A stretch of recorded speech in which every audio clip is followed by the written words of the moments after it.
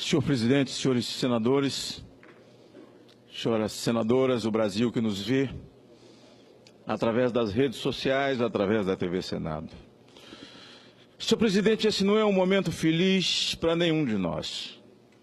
Vivemos um instante, um momento ímpar na vida da nação, em que pela segunda vez estamos vivendo um processo para que numa ação de impeachment afastemos um presidente do Brasil. Mas a presidente Dilma, presidente afastada, ela não será caçada por mim, senhor presidente, por nenhum desses senhores senadores, imagino que um pouco mais de 60 votos, mas ela será caçada por Salomão. Me pergunta, Vossa Excelência, Salomão é senador? Tem assento nessa casa? Não. Mas Salomão escreveu que a arrogância precede a ruína. Quando o processo eleitoral passou, senhor presidente, ali assentado eu estava, quando o senador Aécio Neves, então candidato derrotado para sua própria felicidade, faz um discurso aqui. E daquela cadeira eu disse, Vossa Excelência não perdeu as eleições. Vossa Excelência recebeu um livramento da parte de Deus. Mas por que permitiu Deus a eleição de Dilma Rousseff depois de tanta lambança feita nesse país? Ela, de fato, é fruto da vontade permissiva de Deus. As lambanças que fizeram no escuro, aliás, a Bíblia diz que tudo que é feito no escuro um dia virá à luz. As lambanças feitas no escuro precisava vir à luz. E foi a eleição dela que permitiu que as lambanças viessem à luz. E tomamos conhecimento de todas elas para uma nação que acordou, uma nação que se sentiu traída. A questão do impeachment, eles têm uma paixão enrustida por Eduardo Cunha. Tudo foi Cunha. Não foi Cunha. O Cunha simplesmente recebeu tantos outros, imagino que mais de 50, arquivou. E o que ele mandou para cá, mandou só com os pedacinhos que interessavam a ele. Porque se manda com tudo, era o próprio fim do mundo. Quando se fala do conjunto da obra, aliás, não tenho nada contra o conjunto da obra. Até porque eles evocam o conjunto da obra para falar dos bons governos que fizeram. Se esquecendo também de que a Bíblia diz que um é o que semeia, o outro é que ceifa. Senhor presidente, no conjunto da obra houve inclusão social? Houve. Mas por que houve? Houve porque os fundamentos da economia foram dados no governo Fernando Henrique. Nem sou PSDB e tenho diferenças homéricas com o Fernando Henrique Cardoso com essa questão de maconha. Mas os fundamentos da economia foi dado por ele. Alguém é cego? É capaz de tapar o sol com a peneira? Não. E então, com os fundamentos dados da economia, claro, pôde-se fazer as inclusões sociais, que ninguém também é cego para dizer que não existiu. Existiu, mas um é o que semeia e o outro é o que ceifa. Pois bem, senhor presidente, mas eles, quando falam do conjunto da obra, daquilo que eles fizeram, eles contam como se Lula tivesse descoberto o Brasil, escreveu a carta de Pero Vaz de Caminha e rezou a primeira missa. Aqui não tinha nada antes da chegada dele. Senhor presidente, o Brasil não é tolo. Nós estamos vivendo hoje um momento ímpar. E porque essa consciência de que ela cometeu crime, porque todo homem nesse país que tem idade para se candidatar a um cargo majoritário, ele se candidata sabendo que esse país tem uma lei de responsabilidade fiscal que também não foi assinada pelo PT, então não se sente na obrigação de cumprir. Milhares desses homens viraram ficha suja. Vossa Excelência é presidente do Tribunal Superior, sabe? São fichas sujas porque violaram a lei de responsabilidade fiscal. Ex-prefeitos, ex-governadores e nunca assaltaram o banco do seu estado. Alguns nunca roubaram um carro no seu município. São gente de bem, mas que viraram chacota porque violaram a lei de responsabilidade fiscal. E eu perguntei à presidente Dilma, presidente, a senhora pode me responder o porquê do PLN 5? Porque eu pensei que ela fosse caminhar para fazer uma meia-culpa. Porque o PLN número 5 Foi o esgarçamento da lei de responsabilidade fiscal para caber 1 ano e 4 meses de pedalada de Dilma. O PL número 5 foi o instrumento utilizado para limpar a cena do crime.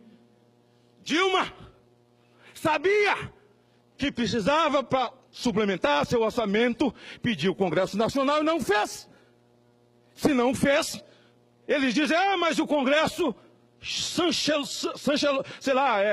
deu continuidade. Eu queria dizer que deu chancela. Falei a palavra boa, pronto, acertei. A chancela, arrumei outra que melhorou. Deu a chancela. E o que aconteceu? Era o PMDB de Temer. Esse desgraçado, oportunista, golpista. É o golpe de Temer. Miserável.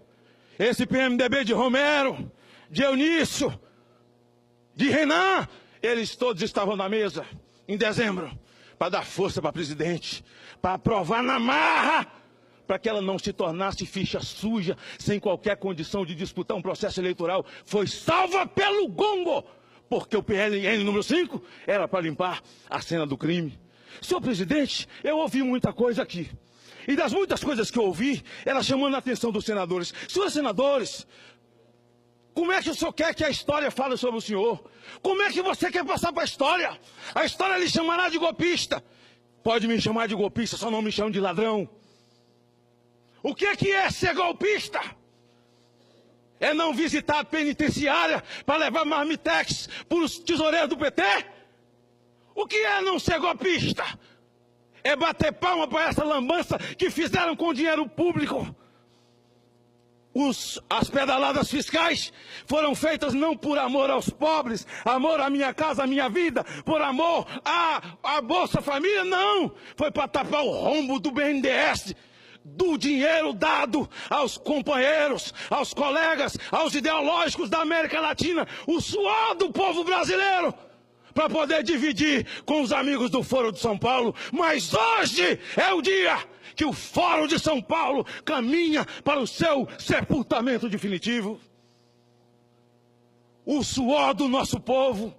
Me lembro da propaganda eleitoral de Dilma. Vote na Marina e vocês vão se lascar todinho. Vai sumir comida do prato. Vote na Marina e vai subir o juro. Nesse Aécio pior. Botava o prato e sumia como uma mágica de Mr. M, a mágica de João Santana. Sumia a comida e sumia mesmo. Sabe o que é que sumiu o país, meu Brasil? Sumiu feijão. Feijão, sabe por que o feijão sumiu? Porque o nosso estoque regulador, Dilma deu para Cuba. Presta atenção. Ela deu para Cuba o suor do lavrador brasileiro. Ela deu para Cuba o teu suor, aposentado. E aí é como num assalto. Quando acontece o assalto do banco, que a polícia cerca o banco, eles pegam os reféns e saem com o refém na frente para poder se livrar do seu crime. Eles pegam os negros e põem de refém, põem os mais pobres, põem de refém, põem os velhos, põem de refém. As minorias são refém, como se eles pudessem livrar vocês do crime cometido. Mas agora nós seremos oposição, e na oposição nós somos fortes. Vocês eram fortes quando tinha moral para botar o dedo na cara dos outros, hoje não tem mais não. Oposição como? Vai falar de corrupção? Com que autoridade? Fala! Com que autoridade? Doutor Zé Eduardo, meu amigo, um grande orador, fez um discurso maravilhoso hoje, e com uma peça de oratória invejável. Eu fico de boca aberta. Houve um degladeio de oradores. Doutora Janaína, essa brasileira de coração verde e amarelo, que fez aqui uma peça de oratória maravilhosa, enriquecida com o jurídico, com a contextualização. Eu estou quase ficando gago. Com a contextualização, pronto, falei. Do problema da nação brasileira. Que coisa maravilhosa. Mas doutor Eduardo, meu amigo, fez uma colocação que eu achei interessante. Os ministros de Dilma que estão aqui, qual de vocês pode dizer que ela roubou, que ela pediu para roubar? Ninguém se manifestou e realmente nós não estamos julgando ela por isso. Ela não cometeu crime penal, é um crime de responsabilidade fiscal. E no meio do discurso ele falou uma pérola que eu achei maravilhosa. Ela nunca pediu dinheiro para ela ficar rica nem enriquecer seus filhos. Será que ela estava falando de quem?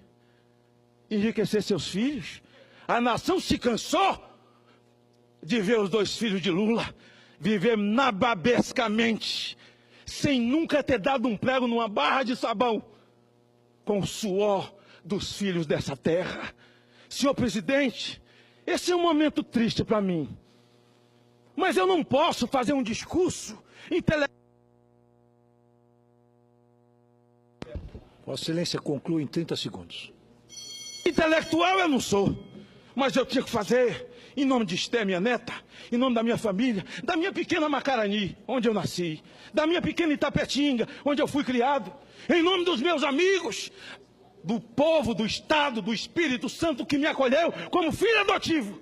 Senhor presidente, eu precisava falar dessa forma, porque de outra forma eu não sei falar. Nós estamos tristes pelo velório. Aliás, um velório que está parecendo velório de indigente. Eles disseram que ia ter 30 mil pessoas ali, não tem 20. É o indigente que está no velório do cemitério e ninguém foi visitar. Esse é o velório mais triste que eu estou vendo na minha vida. Mas nesse velório, eu, como gosto de cantar, vou homenagear a senhora presidente com uma música de uma dupla famosa lá do estado dela. Deu pra ti, baixo astral, Senador, vá pra senador, Porto por Alegre. gentileza. Tchau. Senador, Encerrei. por favor. Senhor presidente, é a minha fala, encerrei. Tá bem, obrigado. De nada.